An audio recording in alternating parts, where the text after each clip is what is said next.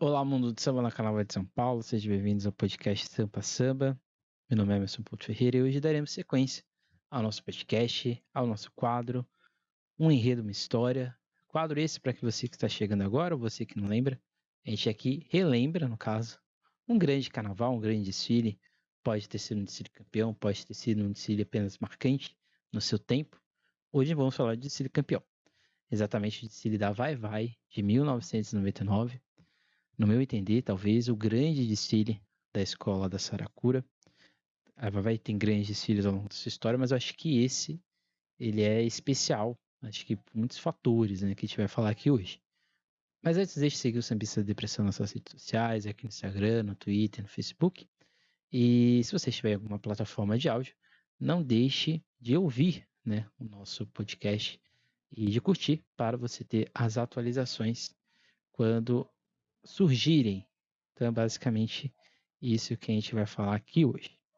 Bem, vamos primeiramente entender o contexto do desfile da Vai Vai. A Vai Vai vinha de um bicampeonato, vinha, né, na tentativa de um bicampeonato. Tinha sido campeã em 98 com Banzai e Vai Vai, um desfile também clássico da escola. Só que o grande diferencial, né, de Nostradamus, né, o desfile de 99, é exatamente o modo como a escola se portaria. 99 não teve rebaixamento no Carnaval de São Paulo, como a gente já viu aqui outras vezes. E nesse caso, as escolas, de certa forma, ficaram um pouco mais relaxadas, né? Inclusive a questões de investimento, a questões de fato, estarem bem, vamos dizer assim, economicamente, até mesmo de organização. Mas Vai estava além disso, né? Acho que era a grande escola do final dos anos 90, era a escola que estava numa ascensão meteórica. Não que antes não era uma escola meteórica, mas ela estava numa ascensão muito grande. E o Carnaval de 98 apenas escancarou isso aos olhos do mundo. Em 99 ela vai ter uma grande, vamos dizer assim, concorrente, que é a Gaviões da Fiel, que já era uma promessa, mas que em 99 se concretiza, né? Então, de certa forma, este é o contexto de títulos, né? No Carnaval deste ano. O enredo, de certa forma, originalmente ele era para Beija-Flor de Nilópolis, do Chico Espinosa. Entretanto, a escola de Nilópolis não foi muito com a cara, de certa forma, mas ele trouxe para a Vai-Vai, que era uma escola que ele estava construindo, ou começando a construir uma história. A gente sabe que o Chico Espinosa, em 2000, ele sai de São Paulo, fica só no Rio de Janeiro, mas depois ele retorna. Ele retorna, né, para Nenê, depois ele volta, de certa forma, para Vai-Vai. Mas 99 era um desfile que era para o Rio de Janeiro, para Beija-Flor, foi ofertado, mas não foi aceito. O Chico Espinosa estava fazendo a Unidos da Tijuca também, só que a Tijuca nessa época estava no acesso. A organização foi o maior destaque desse pré-carnaval da Vai-Vai, até mesmo nas falas do solo, nas entrevistas que o Chico Espinosa dava, era de que a escola estava muito bem financeiramente, e até mesmo em organização. O Tzini, né, ele beira, né, ali os 2 milhões de reais, entre 1 milhão e 2 milhões de reais, mas o mais correto seria 1 milhão e meio de reais. Para a época, era muito dinheiro. Nessa época, o investimento público não era tão forte como é hoje, então era praticamente investimento da escola. A Vai-Vai, ela era uma agremiação que ela tinha muito poder aquisitivo, principalmente nessa época, mesmo sem quadra. E boa parte disso vinha não só do investimento privado, mas também dos eventos que a escola promovia, né? E eram sempre bem concorridos, se assim podemos falar. Então, o desfile, ele, como a própria escola diz, era a tentativa do bi e era o campeonato, o desfile mais caro daquele ano. Então, nessa reportagem do Estado de São Paulo, né, a escola de samba favorita é aquela do coração, mas a julgar pelo número de títulos, o Vai, camisa rosas e Nenê são sempre as favoritas. Para apresentar o seu Rio Nostradamus, a Alvinegra Vai, detentora de 9 títulos e vencedora do ano passado, não economizou. A escola do Bexiga gastou mais de 1,2 milhões de reais. E segundo o presidente, né, o Solo, é o carnaval mais caro da história, né, de São Paulo. Se não houver imprevisto, será impossível a gente perder. E de certa forma, isso que acontece. Nessa época, a Gaviões da Fiel era uma outra escola que tinha muito investimento, era talvez o segundo maior investimento do Carnaval de São Paulo, mas era um investimento ainda muito equiparável. A Gaviões vai ser uma potência econômica de fato a partir dos anos 2001, né? Em 2001, de fato. 2000, a Vai-Vai era a grande escola em termos econômicos, né, do Carnaval de São Paulo. Então, um desfile, de certa forma, com esse aporte financeiro, com essa organização da escola, era a certeza de que tudo poderia dar certo. E, de certa forma, é isso que acontece. Outra grande polêmica desse desfile era exatamente a suástica, né? A suástica é o símbolo, um dos principais símbolos, né, de identificação do nazismo. E uma das profecias de Nostradamus era exatamente de que sugeria, né, uma espécie de anticristo, de uma pessoa que geraria o caos na Terra. E muitos associam, né, essa previsão do Nostradamus ao Hitler, que no caso, né, na ideia do Chico Spinoza, era exatamente trazer uma aula. A ideia era trazer isso na própria bateria, mas aí a escola, né, pediu para ele dar uma recuada, e de certa forma foi um belo pedido. E aí você vai ter a segunda, a ala após o segundo carro, que é exatamente a ala do Hitler, que era exatamente ali uma associação, já que não poderia ter um nome explícito. Boa parte dessa grande confusão, desse grande imbróglio político, até mesmo historiográfico, foi com a sociedade judaica. A gente pode ter várias questões se era o correto ou não, mas, de certa forma, a escola levou a suástica, ela levou ali como uma espécie de tarja, né? Mas, de certa forma, a escola permaneceu. Até hoje, né, o uso da suástica é muito complicado, né, dentro do carnaval. Uma escola conseguiu levar. E cada um dos lados tem as suas versões, e cada um dos lados acho que tem os seus acertos, seus erros nessa história, né? Mas essa era a grande polêmica do Tsili. Mas acho que a gente não pode associar só a polêmica vazia, né? Acho que isso é importante a gente ter em mente aqui também. Os personagens desse desfile são alguns, né? E alguns até marcantes, né? O deles maior, talvez um dos grandes presidentes do Carnaval de São Paulo, podem gostar ou não do jeito dele, mas o Solon Tadeu foi um dos grandes personagens da Folia de São Paulo. Ele fica nesse quadro de grandes presidentes do Carnaval de São Paulo e da própria Vai-Vai, né? Vai-Vai tem chiclete, tem pé rachado, e o Solon Tadeu como um dos grandes presidentes. Ele vinha de uma longa sequência de bons desfiles, de bons campeonatos, muito pela administração empregada, inclusive. O Chico Espinosa, que iria para mais um ano no Carnaval de São Paulo, ele é marcado exatamente por esse estilo um pouco mais acadêmico de enxergar o carnaval. Isso fica muito visível no desfile dele. É uma preocupação muito boa de cores, é uma preocupação muito grande com as proporções dos carros. Então, isso se reflete. O Chico Espinosa, talvez, né, você pode concordar ou não com o pensamento do Chico Espinosa, mas esse é um dos grandes desfiles que ele já fez na sua história. Acho que esse, o Reino do Absurdo, acho que são. E o enredo da saúde pública e da educação, são vários, né? São ótimos desfiles, né? São grandes aulas de carnaval. E acho que o Chico Espinosa é um desses carnavalescos que estão fora da curva, inclusive no próprio Carnaval de São Paulo.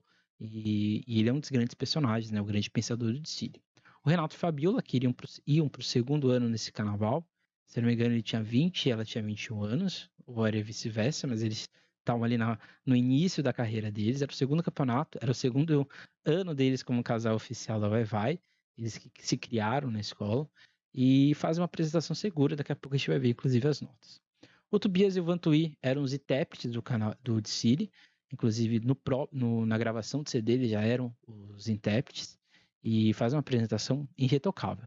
E a gente tem a Beth Carvalho, né, que era a madrinha da Vai-Vai e que faz todo o esquenta da escola, que é bastante emocionante, bastante bonito, inclusive. Então, ficam aí os personagens, né, do Carnaval de 1999 da Vai-Vai. O samba, né? O samba que é composto pelo Afonsinho, o Zé Carlinhos e o Zeca do Cavaco. São grandes nomes da escrita, né, de samba enredo da Vai-Vai, que fazem talvez um dos grandes sambas desse desfile. Tem dois refrões muito fáceis, né, de pegar e de identificação. E os dois sambas, os dois refrões, eles se convergem, né? Eles se encontram nessa ideia da esperança, nessa ideia da paz e da renovação. O samba, ele, de certa forma, ele vai contando a ideia do enredo, né? Então ali novo dia vai alvorecer, para no ar a esperança, quero cantar, extravasar e ser feliz, que é a parte final do de si, né? Quando a escola vai projetar a Vai-Vai, a própria Vai-Vai, como um símbolo de esperança para o futuro. A essência do universo e o bexiga em prosa e verso vem para mostrar a diretriz, transformar a guerra em alegria, para cantar em profecias e fazer o povo mais feliz. O interessante do samba é que o samba não fala o nome de Nostradamus, né? Você pode estar se perguntando o que é Nostradamus, né? Nostradamus é uma espécie de astrólogo, médico e, de certa forma, um homem intelectual do século XVI, ali na França. Ele tem uma vida bastante conturbada, de certa forma até bastante triste. Ele pede a mulher, ele pede os filhos, e o Nostradamus vai ficar conhecido pelo livro dele de profecias, né? São várias quadras, né? São vários, uma espécie de poemas, em que ele vai, né, fazer, se não me engano, 12 quadras, são 12, 11 profecias, acho que são 11 ou 12 profecias, e nessas profecias, conforme vai passando o tempo, as pessoas, né, conforme passam os séculos também, a sociedade vai tentando encaixar, né? Será que ele acertou? Será que era uma loucura? Será que era um devaneio? E assim se mantém, né, o pensamento de Nostradamus. Então, Nostradamus, para muitos, ele previu a morte do Henrique II, rei da França, ele previu a Revolução Francesa, ele previu Napoleão, ele fez, né, previsões sobre o Hitler, previsões sobre atentados, né, sobre até mesmo a própria ideia de pássaros de fogo, né, ou pássaros de ferro, que seriam os aviões. Embora o de Síria de 99, muitos acreditam que ele previu o 11 de setembro, e a gente está, inclusive, né, em previsões de Nostradamus, uma delas é, inclusive, aí do Papa. Né? Então, a ideia do Nostradamus é sempre de caos, né, de loucura, né, de pandemônios, né, inclusive de Armagedon, né, que é uma das previsões dele. Só que o interessante do samba, né, a construção dele, é ir pelo oposto, né? Ele já começa na esperança, ele começa na paz, ele começa nessa previsão, que é o final do Tsiri, da criança, né, da baiana, que é esse refrão, né? Sou criança, sou faixa de esperança, roda a baiana, essa magia e reagiu por amor. Se esse samba fosse hoje, ele não tiraria 10, né? Porque ele não está adequado ao enredo. Mas perceba como, em 99, a gente estava talvez no auge, né? Caminhando para o auge, no ápice, do samba enredo no Carnaval de São Paulo, né? Que esse ano de 99 tem grandes sambas, e esse é um deles, né? Aí continua, né? Foram tantos fatos da história, já gravados da memória, de um planeta doido e sonhador, que é exatamente aqui a abertura das profecias, né?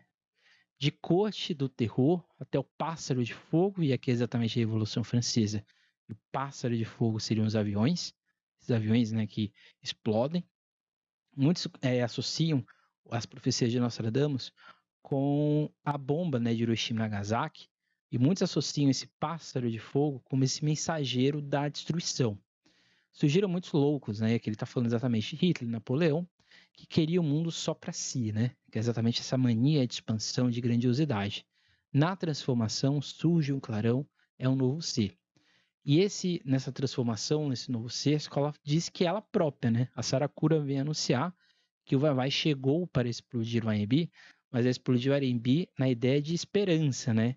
De futuro bom e sonhador. Então, um samba extremamente inteligente e de uma fase, né? Em que a gente tinha bom samba de fato no Carnaval de São Paulo. Não que a gente não tenha hoje, mas nessa época os sambas eles eram muito diferentes. Então a ideia do enredo, né, de acordo com Nostradamus, né, e aqui citando o Chico Espinosa, viveremos um período difícil, né, e estaremos no fim dos tempos.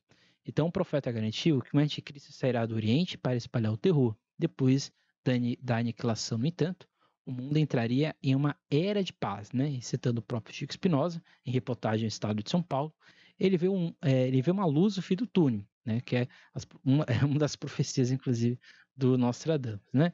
E na obra do Nostradamus, prevê diversos fatos, né? Citando o próprio Chico Espinosa, que a gente disse aqui, a Revolução Francesa, Napoleão Bonaparte, a Segunda Guerra, a bomba atômica e a volta da democracia, né? Então a escola decidiu aproveitar a virada do milênio, que era um grande assunto dali esse período, né, 1999, tinha muitas questões, né? Será que a gente vai ter o bug do milênio? Será que o mundo vai parar? Será que o mundo vai entrar em colapso? E, de certa forma, era um prenúncio, né, de certa maneira, dessa aceleração da sociedade. Então, o Dicílio da Vai-Vai, ele conversa totalmente com essa contemporaneidade. E o Nostradamus, e aí a grande sacada do Dicílio, eu arrisco dizer que esse é um dos grandes enredos do nosso canal de São Paulo. A sacada de você pegar o imaginário popular do caos, né, de todo esse processo de virada do milênio, e você pegar o Nostradamus para ser o artífice, né, a pessoa que impulsiona essa realidade, eu diria que esse Dicílio é extremamente atual, né? E, de certa forma, a gente poderia ter cada década, né, cada possível período, a gente poderia ter um enredo do Nostradamus. E assim, né, a gente percebe como quando um enredo ele nasce praticamente impossível de ser reeditado, é exatamente isso, né? A escola conseguiu transformar ele numa coisa clássica, numa coisa extremamente sempre atual. Isso é uma qualidade do carnavalesco, sem sombra de dúvidas, mas até mesmo da escola, né? De acreditar dos componentes, dos compositores, da bateria, assim por diante. Uma das previsões também que a escola levaria, né, para a avenida era exatamente da Revolução Francesa, né, que é o segundo setor da escola. Então, o primeiro setor da escola são as trevas, né, a transição da Idade Média para o Renascimento, que é esse período de contexto em que o Nostradamus está vivendo. Aí a escola partiria para a corte francesa, depois ela iria para esse processo, para essa realidade, né, de um mundo de loucos, de malucos, de acontecimentos fora do previsto. Tem o Hitler, a gente tem o Titanic e outras coisas mais. Aí a escola vai para a parte final das profecias trágicas do Nostradamus, que termina no Armagedon, e aí no final a escola vai para a esperança, né, para vai e assim por diante. Que é a parte final, né, munida de esperança, vai encerrar o desfile, mostrando que o cataclismo surgirá da renovação. E a última alegoria, portanto, destaca dezenas de saracuras que prevêem, né, a chegada de um futuro mais próspero. E aí você tem a ala das crianças, você tem a ala de baianas, e era uma aposta, de certa forma, muito alta. A gente a gente teve várias aberturas impactantes do Carnaval de São Paulo, mas eu diria que essa é a nossa grande abertura de impacto visual que a gente teve. Nos anos 90, com certeza, nem a Rosas, nem a Gaviões conseguiram fazer isso. Talvez em 95 a Gaviões consiga, mas acho que a abertura de Nostradamus, da comissão de frente, o abre-alas e todo o segundo setor é muito impactante, né? O tripé do Napoleão em caveira é muito bonito, né? É assim, uma construção de semiótica, de signo, de textura de cores, de textura de movimento mesmo, das fantasias, das alegorias, é muito bem feita, né? Então isso é totalmente visível nas próprias cores que a escola utiliza. As cores desse desfile são bastante interessantes, né? A escola usa claramente o preto e branco, que é a base, mas ela usa muito o vermelho e o amarelo para dar essa ideia do fogo, né? Que é de certa forma, uma associação à destruição, ao caos. E vai sempre ponteando nesse amarelo com um dourado ora é muito forte, ora é um pouco fraco, e com prata, e com tons de cinza.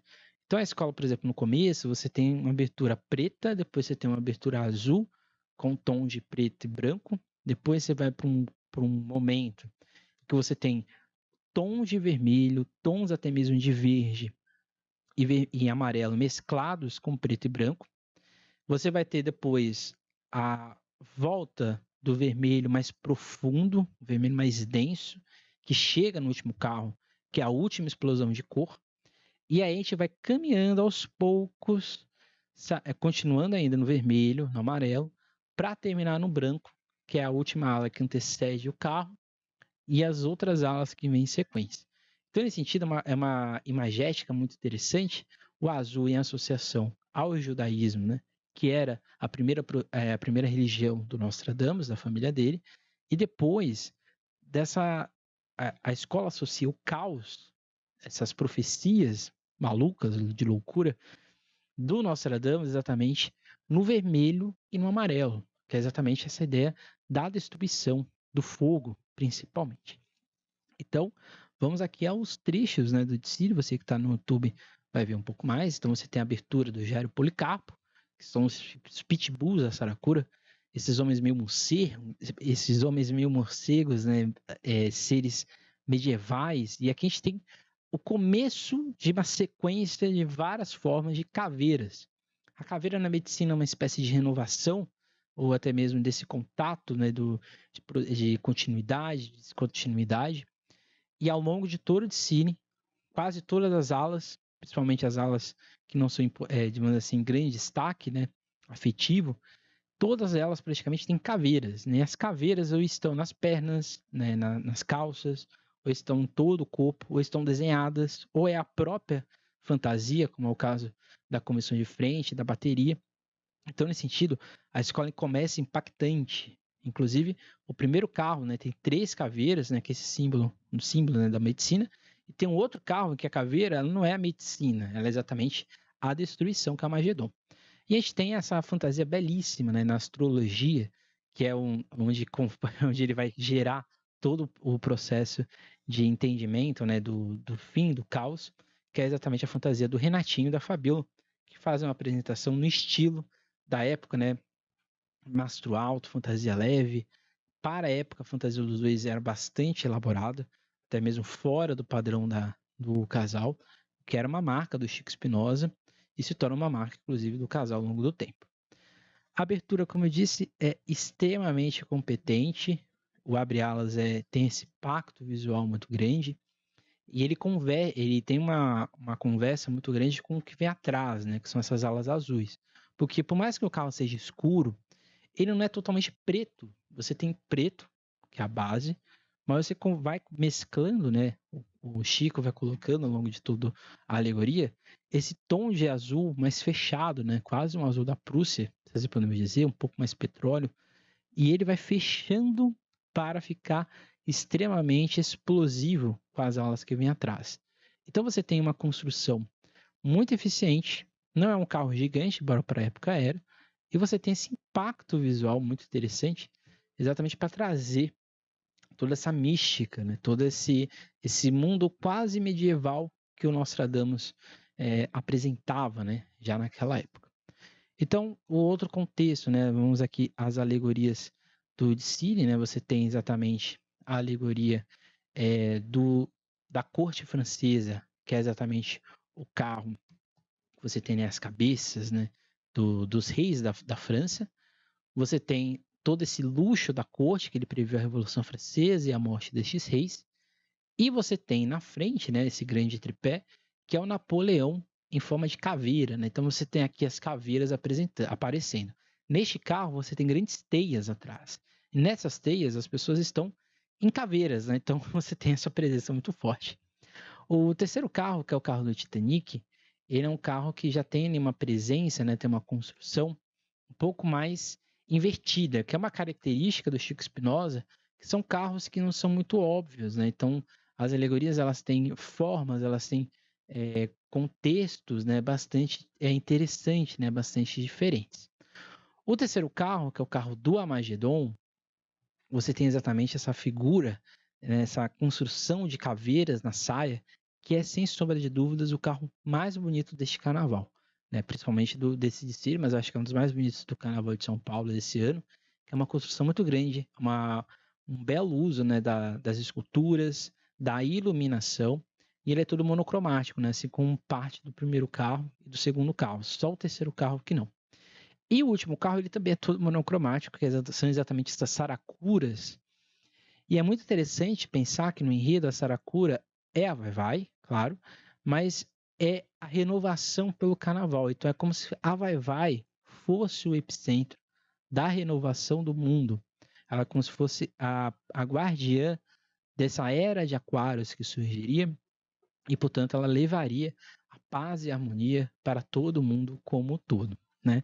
Então isso é bastante interessante e isso é muito bem construído ao longo de todo o desfile como um todo.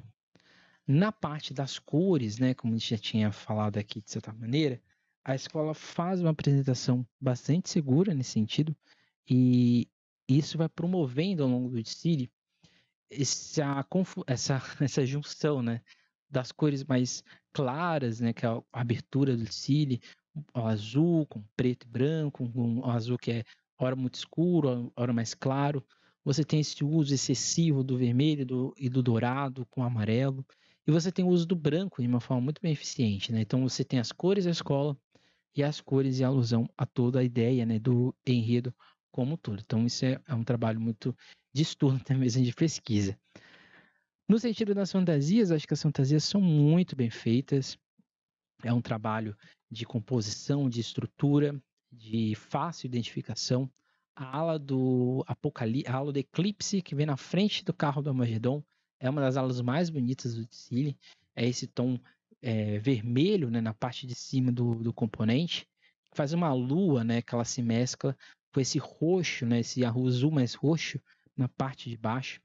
É interessante as semióticas que ele vai empregando no desfile, por exemplo, os Estados Unidos é visto como a liberdade, mas ao mesmo tempo ele é o contraponto das aves de ferro. Então, os Estados Unidos, ao mesmo tempo que ele é a liberdade, essa liberdade é carregada pelos ares do ferro do avião. E aqui é uma alusão exatamente a Nagasaki, Hiroshima e Nagasaki. Assim como a ala do Hitler, né, que é a ala do Hitler, você tem as alas da sabedoria, né, alas da esperança, que são construções semióticas muito bem empregadas. Então você tem, quem está aqui vendo, né, você tem o uso das caveiras, né, como na ala da sabedoria, você tem a coruja lá em cima, você tem as estrelas, você tem a caveira, né, no compondo a parte do componente como um todo. Você tem também um belo trabalho, como eu já disse aqui, mas vale só reforçar, que é a ideia de estrutura. As alas finais, né, a ala das baianas, a ala dos estandartes, a ala das crianças, o casal mirim, é muito bem construída. E como dá para ver, né, você tinha essa calça mais justa, que ela vai compondo a fantasia, vai compondo toda a estrutura, e isso é muito bem feito. Como eu disse, né, um grande centro do desfile são as caveiras, que aparecem em vários momentos, seja nas alegorias em si, seja elas de forma aparente ou elas de forma implícita. E isso é um trabalho de concordância com o enredo. É muito difícil a gente ter hoje, né, nas 14 escolas, né, nos diversos carnavalistas que a gente tem no Carnaval de São Paulo hoje, ter esse trabalho de preocupação, né, do desfile ser um contexto. Claramente você tem bons carnavalistas, você tem bons desfiles em São Paulo, mas nenhum deles causa aquela sensação, né, de nossa, que algo interessante. A gente teve esse ano a Tucuruvi como exemplo. Eu acho que esse desfile da Vai-Vai, por isso que ele é tão impactante para a época, porque ele era uma construção como um todo, né? Então tudo tinha um motivo, tudo tinha ali uma conversa para acontecer. Sem sombra de dúvidas, a Vai-Vai era apontada como a grande favorita para o carnaval. Os jornais da época, tanto o Estado quanto a Folha, apontavam a ideia dos efeitos especiais, do uso destes efeitos e do sucesso que eles fizeram na pista. Então você tinha iluminação, fumaça, você tinha na comissão de frente os fogos que surgiam. Então era tudo muito bem feito, tudo muito impactante no desfile da Escola da Saracura. Você tem exatamente o campeonato. O campeonato ele é vencido pela Gaviões e pela Vai-Vai, que é um empate. A grande polêmica deste ano era exatamente por causa do regulamento. Então, daqui a pouco a gente vai lá para ele. Mas vamos ver aqui as notas, né? A Vai-Vai ela perdeu meio ponto apenas em letra do samba, enquanto que a Gaviões da Fiel perdeu meio ponto em alegoria, né? Então, de certa forma, o resultado ele ficava exatamente premente, né? Vamos dizer assim, nas notas, né? Porque todas as outras quesitos elas tiram 10, né? Enredo, fantasia, melodia, harmonia, evolução, começou de frente, mestre, porta-bandeira e bateria, exceto letra do samba, que vai perder meio ponto, e alegoria, que a Gaviões perdeu meio ponto. A grande polêmica era o quê? O desfile da Gaviões tinha problemas de acabamento, principalmente no abre alas, né? Desfile da Gaviões. E nesse sentido, a grande assim, polêmica era que talvez a Gaviões tivesse perdido mais pontos em alegoria, não sei.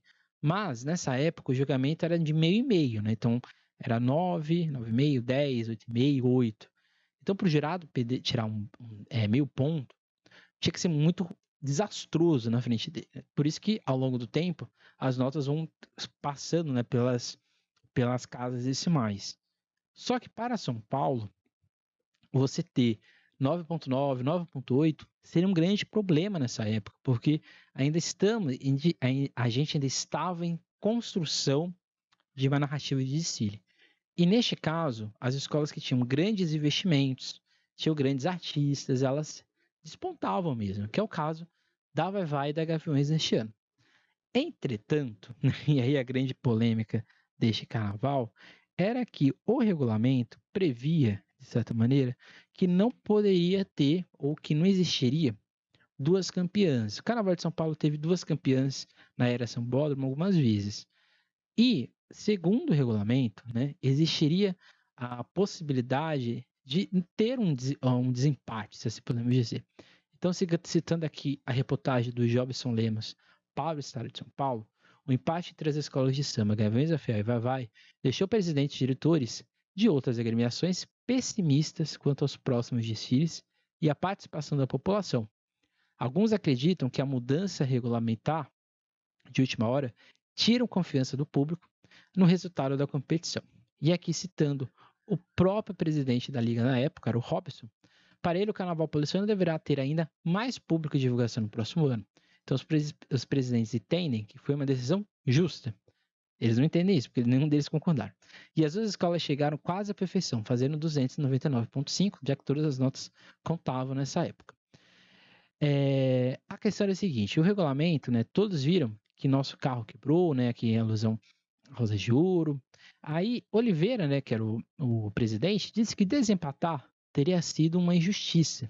E ele havia decidido que não haveria empate antes do início da leitura. E aí que está o problema. Se houvesse empate, ele já tinha verbalizado que haveria um desempate. Só que ele abriu uma brecha, né, vamos dizer assim. Ele rasgou o regulamento, se assim podemos dizer. E assim você teve o empate. Então a Liga, em fatos extremos como esse, tem o poder de deliberação. A Liga viu que era possível ter essa possibilidade do empate e deu empate, concedeu empate para as duas escolas e de certa forma é isso que aconteceu neste ano, né, nesse carnaval. Mas, entretanto, eu acho que o impacto do desfile da Vai-Vai, ele é muito forte, né? Acho que eu amo o desfile de 99 da Gaviões, né? Estudei ele no meu doutorado. Ele é, inclusive, o impulsionador dessa aceleração da organização, do modelismo que a Gaviões da Fiel ia empregar no Carnaval de São Paulo. Mas eu acho que o desfile de 99 da Vai-Vai, ele poderia ser campeão sozinho. Se fosse para escolher um ou outro, eu escolheria do Vai-Vai. Eu acho que Nostradamus é um clássico do Carnaval de São Paulo. O impacto visual que ele gerou é muito grande. Eu acho que a gente até mesmo fala pouco deles. E ele é um exemplo de que a gente tem no nosso carnaval grandes desfiles conceituais, grandes desfiles que têm uma preocupação estética, uma preocupação de organização, de paleta de cores, de textura, de uso de esculturas, de volume, do impacto, né, que é de um conjunto muito bom, que é o caso desse desfile. Só que acho que às vezes a gente negligencia o que a gente faz, acho que a gente supervaloriza muito hoje, né, e acho que isso não é um problema, mas acho que a gente supervaloriza demais o carnaval, dessa grandiosidade desses anos 2000, principalmente dos últimos 15 anos. E a gente meio que esquece, né, que nessa época, 99, nos anos 80, a gente teve grandes desfiles que impactaram pelo luxo, pela criatividade e, neste caso, pela grande inteligência mesmo, de pesquisa, dos detalhes, dos simbolismos, nas cores, nas esculturas.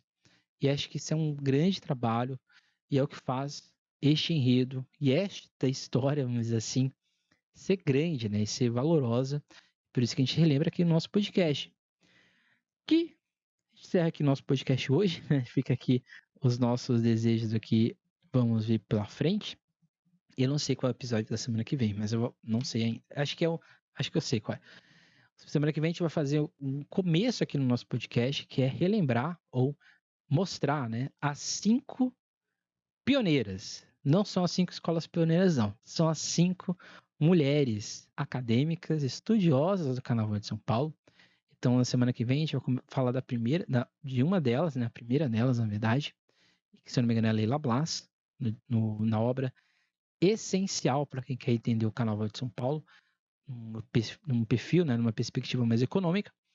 Então, a gente vai lembrar dessas 5 pioneiras: Leila Blas, Zélia Lopes da Silva, Ieda Max Brito, Olga von Simpson e exatamente a Cidinha, né? A Maria Aparecida.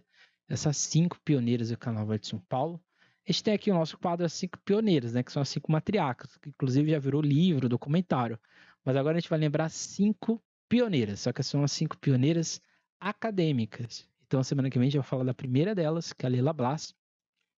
E a gente vai falar aqui ao longo deste ano das outras 5, né? Que são referências na parte de pesquisa, na parte de observar o Carnaval de São Paulo de várias formas, de várias perspectivas. Semana que vem a gente vai falar da primeira forma, que é a forma econômica, tá? Então, mas para isso a gente vai ter que esperar semana que vem. É isso, gente. Até a paz, até a próxima. Não deixe de seguir o Sambista Depressão nas suas redes sociais. Não deixe de seguir a nossa página, de acompanhar, enfim. Façam o que quiser. É isso, gente. Até mais. Até a próxima. Nunca esqueçam e nunca deixe de sambar.